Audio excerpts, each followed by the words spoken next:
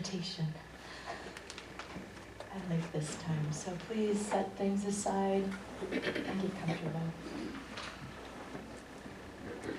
If you notice any place of discomfort in your body, your hands, your neck, your back, anywhere, just clench those muscles right now and then release.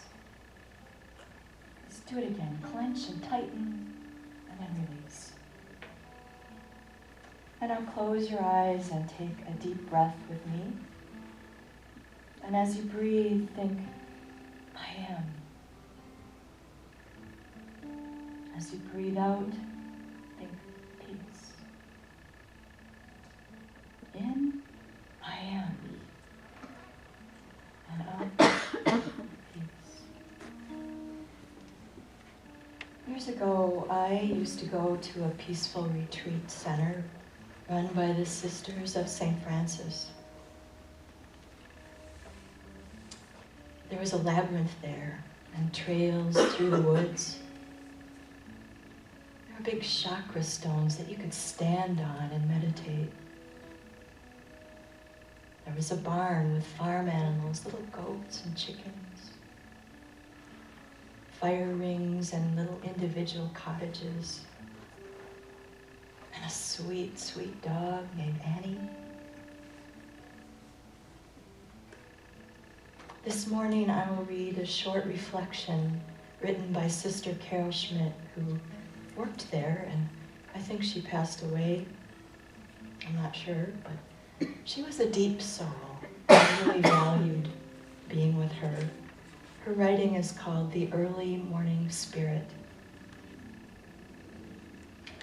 I roll out of my bed, try to remember my dream, write it down, get an early cup of coffee, and my day is ready to unfold.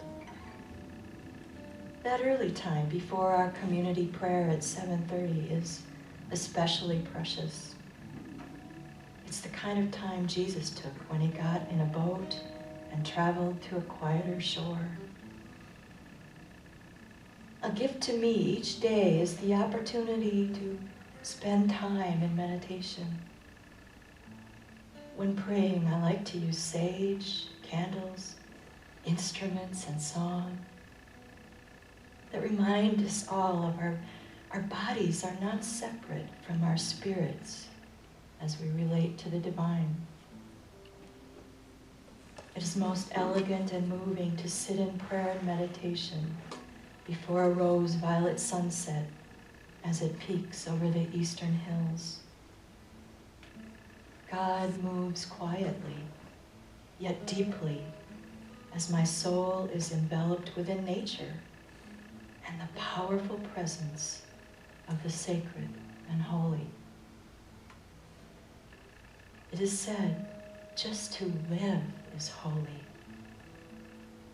Just to be is a blessing.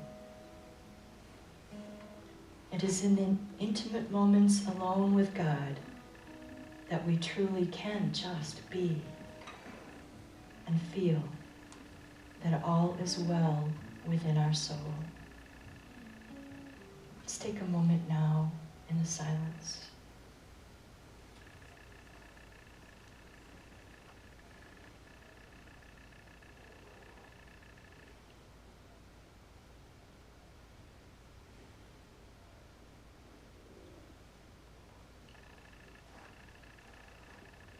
Just to live is holy. Just to be is a blessing. All is well within our soul. And so it is this morning.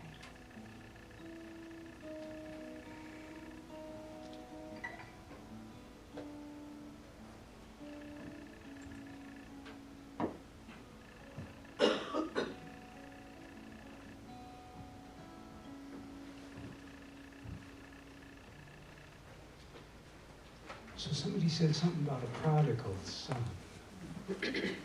And before you can return, you got to recognize you're the prodigal. Sometimes it brings you to your knees. And there isn't a better knee-bringing song than this one.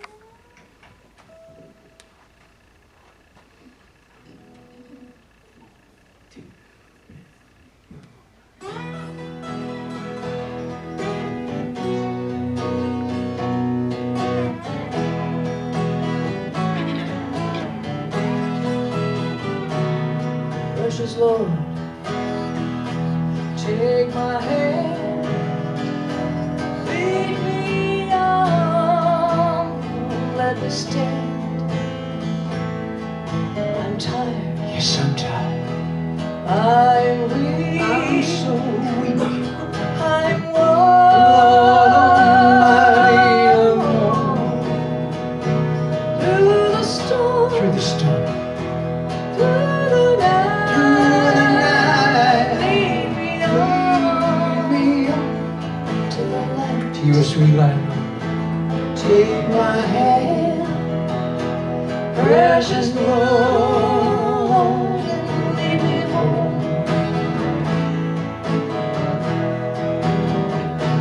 When my way grows drear, precious Lord, thinking dear, Won't you stand right here? when my life Oh, when my life is all. Yes, it's all God's gone. When my life is almost Hear my cry, hear my cry. hear my call, hold my hand, lest I fall. Don't you dare let me go. Take my hand, precious Lord, and lead me home.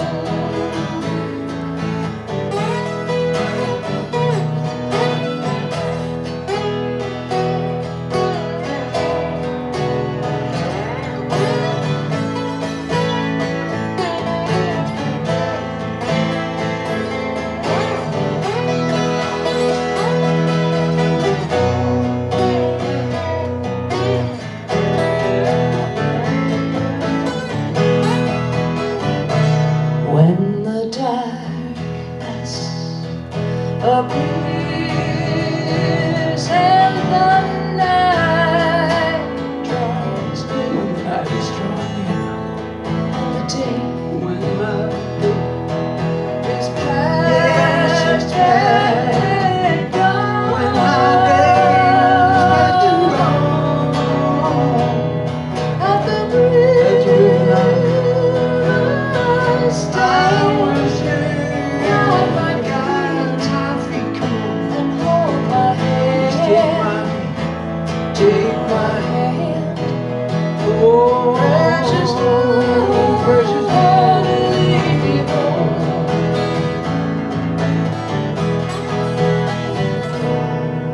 Take my hand, precious Lord, lead me home.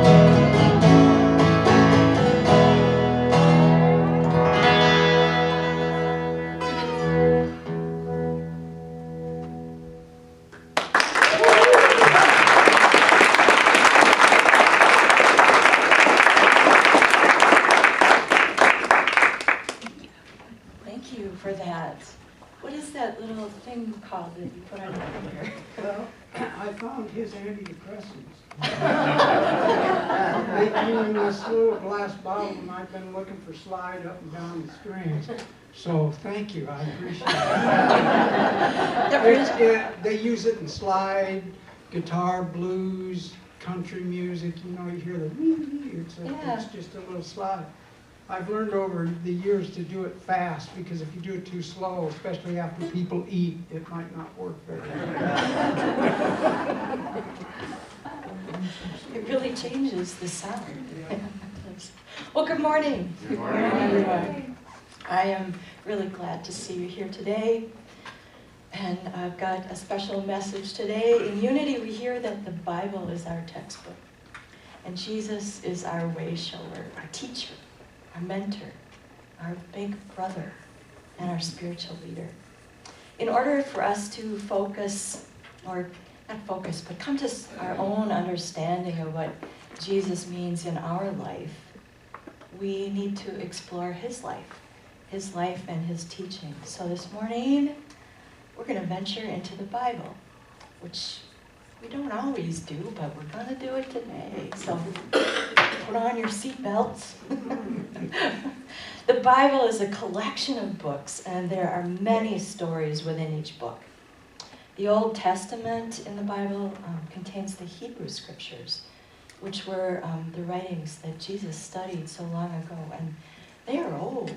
The oral tradition goes way, way back because they weren't even written down until, the 1200 to 165 BC, so way before Jesus' time. The four Gospels, Matthew, Mark, Luke, and John, are all in the New Testament, and they revolve around the life and teachings of Jesus. They're written by different people at different times, and all of them were written after Jesus died.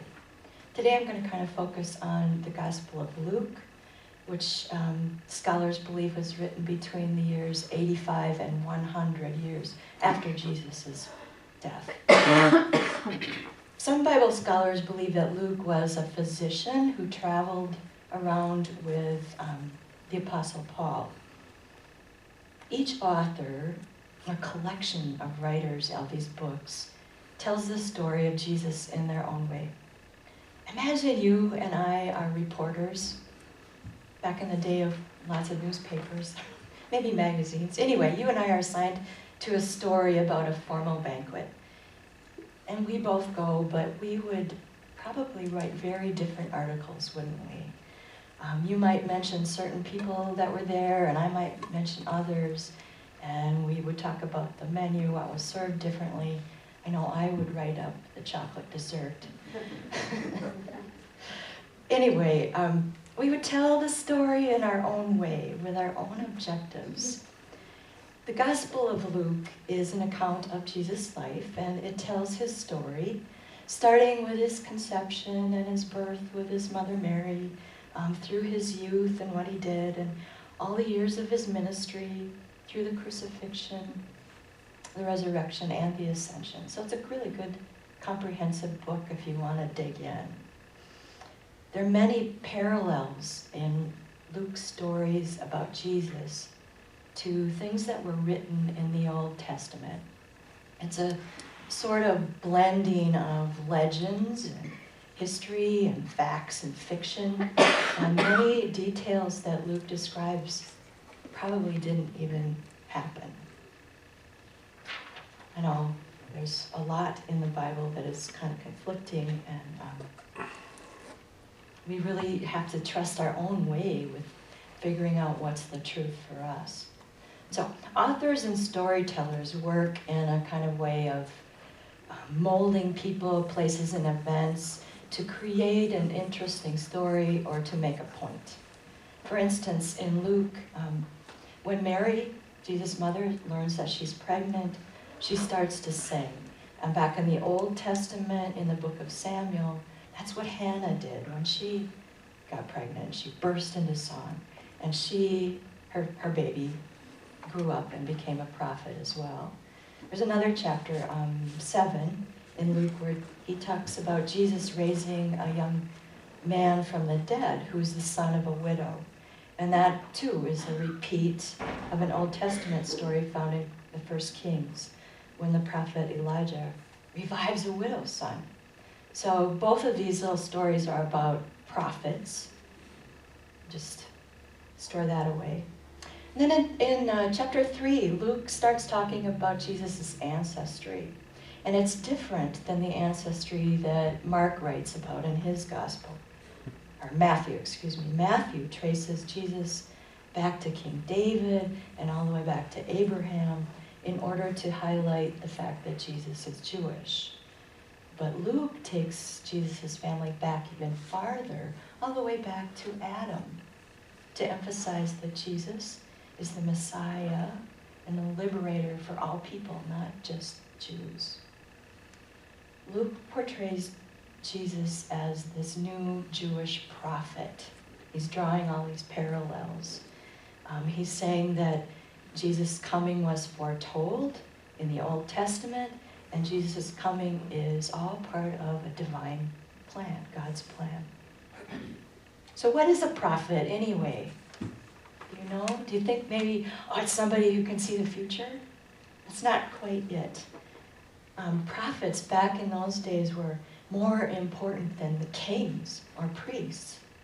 And their job was to call people back to God and to warn people about the consequences of their actions, kind of to get them to really be responsible. So to prepare for today, I read Luke. I guess I skimmed parts of it, but I really wanted to read the whole thing. I want to know what the context is, what comes before and after, and that's how they taught us at Unity Village to read the Bible too. So I dug into some reference books and things too to get some background information. And I also used this New Interpreter's Study Bible. This is the one that they recommend at Unity Village, and all ministers and licensed teachers use this. And it's a great Bible. We probably have it in the bookstore. Because here's the Bible, but then below it gives all this commentary to help you get some of that background information that you might want. The middle chapters of Luke are when Jesus' ministry begins and grows. His is a ministry of love, and we hear that. He asks people to love your enemies. And he focuses his message to the marginalized, oppressed people, the outcast people in society. People who are viewed as less than, based on their age or their gender, religious impurity if they don't follow the 12 or the commandments and things. They also, the people who are poor and people with illnesses and disabilities are kind of outcast back then as well. But Jesus loves and accepts everybody, and he role models that. He wants people to include all of humanity, include and accept. So he travels from town to town and speaks about hospitality, gratitude, humility, forgiveness, and he warns people about hypocrisy. He, in the middle of Luke, is gathering his 12 disciples. And then after he finds the 12, he gathers 70 more. And he sends those people out in pairs to different towns to get people ready for him to come. So large crowds surround Jesus wherever he goes. They come to hear him speak, and they come for the healing and the miracles that he performs. He's healing people, he's teaching, he's answering their questions, he's performing miracles and telling simple stories. Stories that offer moral and spiritual lessons. He said, and look, how you hear my message will become manifest in your actions if you have the ears to listen.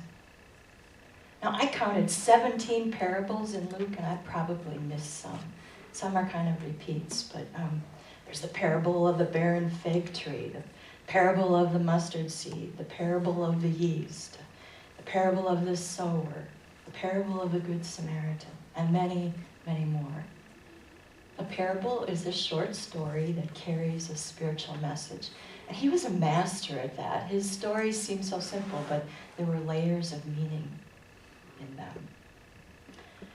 I'm going to focus on chapter 15, but the chapters before and after talk a lot about Jewish law and customs of the day, about hospitality, and how to share meals.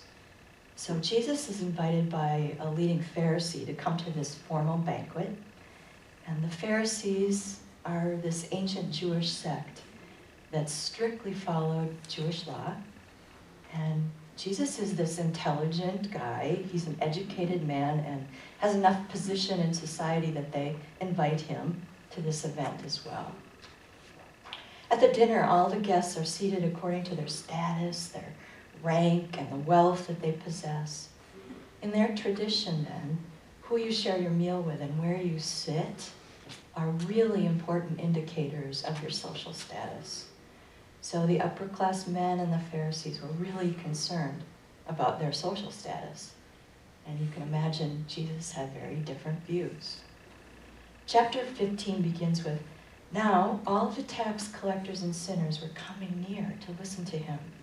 And the Pharisees and the scribes were grumbling and saying, 'This fellow welcomes sinners and eats with them.'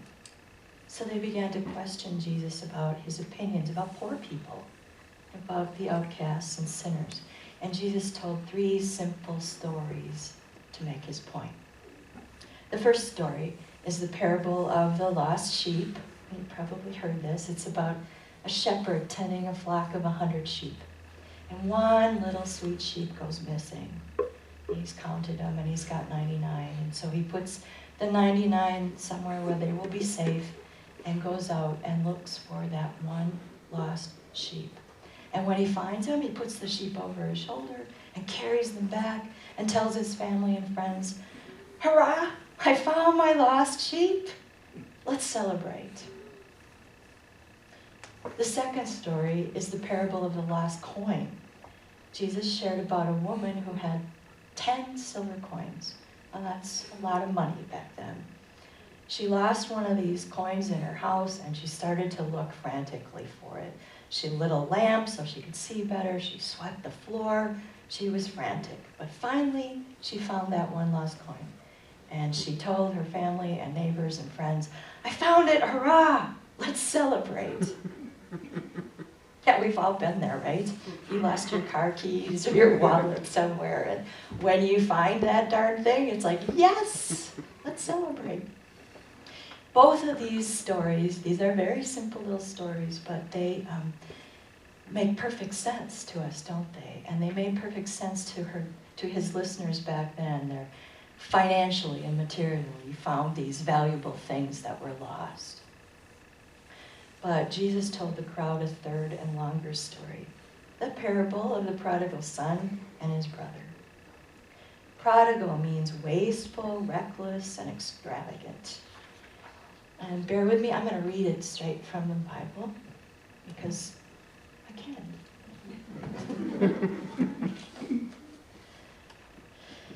Then Jesus said, "There was a man who had 2 sons.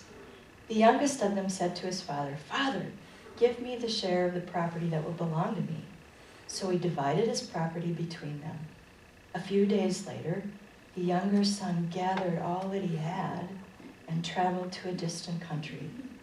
And there he squandered his property in desolate living. When he had spent everything, a severe famine took place throughout that country, and he began to be in need. So he went and hired himself out to one of the citizens of that country, who sent him into his fields to feed the pigs.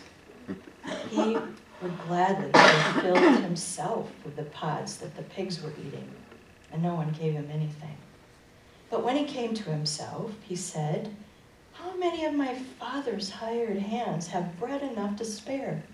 But here I am, dying of hunger. I will get up and go to my father, and I will say to him, Father, I have sinned against heaven and before you. I am no longer worthy to be called your son. Treat me like one of your hired hands.' So he set off and went to his father. But while he was still far off, his father saw him and was filled with compassion.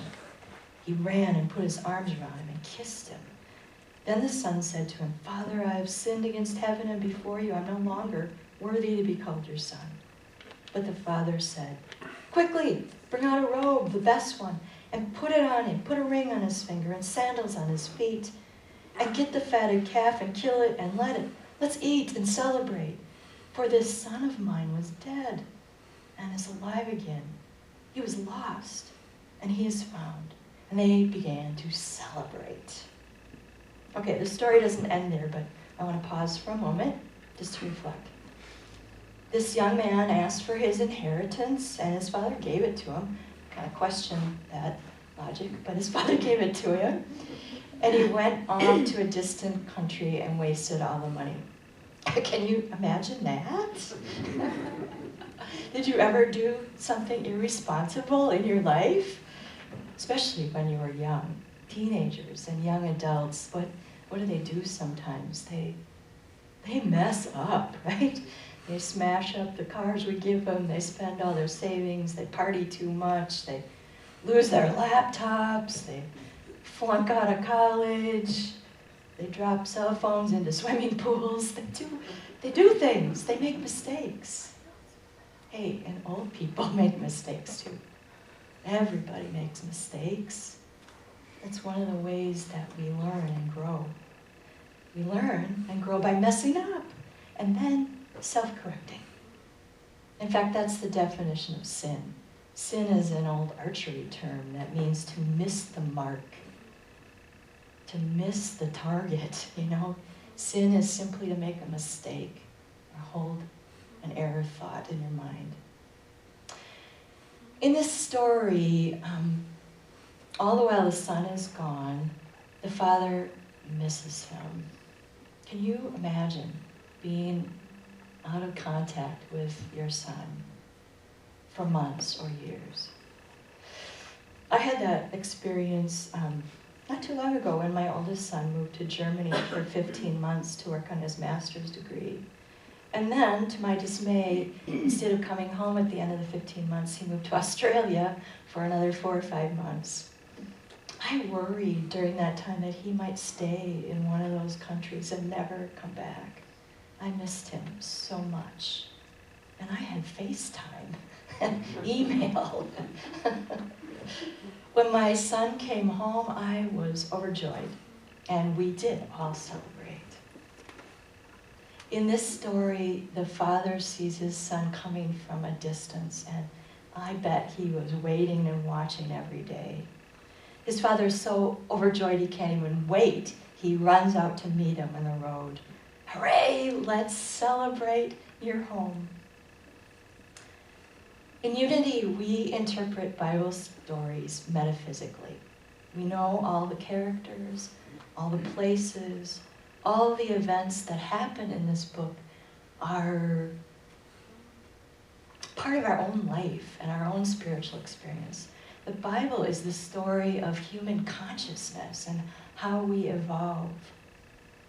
So Charles Fillmore, our founder, said that all the characters in the Bible are a part of us, like little thought people in our minds. Think about that. There's a lot in this Bible that I hope I don't have in my mind. But Jesus is saying in this story that God cares for people who have messed up and made mistakes, no matter what. God is about forgiveness and unconditional love. The Father in the story represents God, and we are like the lost child. But taking it deeper, we know that we are both the Father and the Son. The Father represents wholeness, our Christ nature, the divine light within us. And the Son represents our humanity, our human nature, and whatever our present level of consciousness is. So this son was broke and lonely and hungry, and he got this job caring for pigs, which was very low for a Jewish person. He was so down and out that he even wanted to eat what he was feeding to the pigs. But the son eventually came to himself. What does that mean? Came to himself. He was suffering, and then he woke up. He had an aha moment. He remembered who he really was, the son of a wealthy father who loved him. He came to himself and realized that he wanted to go home. Even deeper, he remembered he was the beloved child of God. This part of the story tells us that whatever's going on in our lives, we can always come back to ourselves. When we feel like a lost child, we can wake up and come home to our true being. There's nothing that can't be healed or forgiven. There's no far distant place that makes it impossible for us to come home. Home is our true inner being. Well, this story isn't done, so I'm going to read you the rest. This is Luke 15:25 through 33. Now his elder son was in the field, and when he came and approached the house, he heard music and dancing. He called and asked, "What's going on?" And someone replied, "Your brother has come, and your father has killed a fatted calf because he's got him back safe and sound." Then he became angry and refused to go in. His father came out and began to plead with him. But he answered his father, "Listen, for all these years I've been working like a slave for you, and I've never disobeyed your command. Yet you've never given me even a young goat so that I can celebrate with my friends. But when this son of yours came back, who has devoured your property with prostitutes, you killed the fatted calf for him." And then the father said to him, "Son, you are always with me, and all that is mine is yours. But we had to celebrate and rejoice because this brother of yours was dead and has come to life. He was lost, and he's been found." Jesus told this part of the story because he knew the Pharisees and tax collectors and legal experts who were listening would identify with that brother. Men of status and such religious background just didn't show pity or forgiveness for those who didn't meet the standards of the day. The brother was angry and jealous and resentful because he stayed there and worked for his dad all this time. He didn't want to come to the house and celebrate. He even accused his brother of spending his inheritance on prostitutes. He focused on what he didn't get himself. Have you ever been angry or jealous because of someone else's good fortune? Unfortunately, I know I have. It's a pretty human thing to do. Metaphysically now, the loving father, the lost son, and the resentful brother, they all live within us. We can relate, to that brother who stayed with his father, did what was expected of him, and didn't get a big party. He expressed a kind of victim consciousness, didn't he? He was not open to the joy and the celebration of finding what was lost. His love seems conditional. He wasn't in a forgiving place, at least not yet. He was having some very difficult feelings. But he did have choice. Jesus is telling the Pharisees and other listeners that they have choice. They can choose to be like God, loving and forgiving and extending grace to all. They can choose to see people not as others or less than or the enemy, but to see all people as God's people. They can choose to forgive the errors and shortcomings of other people and see the good instead. And we have that same choice, don't we? Let's choose to see people as God's children, regardless of their health, their wealth, their status in society, their age, their race, their sexual orientation, or religious affiliation. Let's see the good. It's easy to celebrate finding a lost coin, but it isn't always easy to forgive another person for messing up, is it? Or for hurting us. We might even need to forgive ourselves sometimes for making a big mistake or traveling to a far distant country. What would that be? Maybe arrogance or despair or indifference, faraway place. Do you ever feel like a lost child sometimes? I know I have. I do. So this is an invitation to come home to the truth. No matter what, we can come home to our true selves, our Christ nature. And how do we do that? We take a breath. We breathe in, I am. We breathe out, peace. And we just put our hands on our hearts and remember who we are. When we come home to the divine light, to our own divine light, We celebrate that what was lost is now found. In fact, it never was lost. It was always, always, always right here within you and within me, within all of us. A beautiful, loving Christ light that lives within all of us. You are the light of the world. And let's celebrate that. Amen.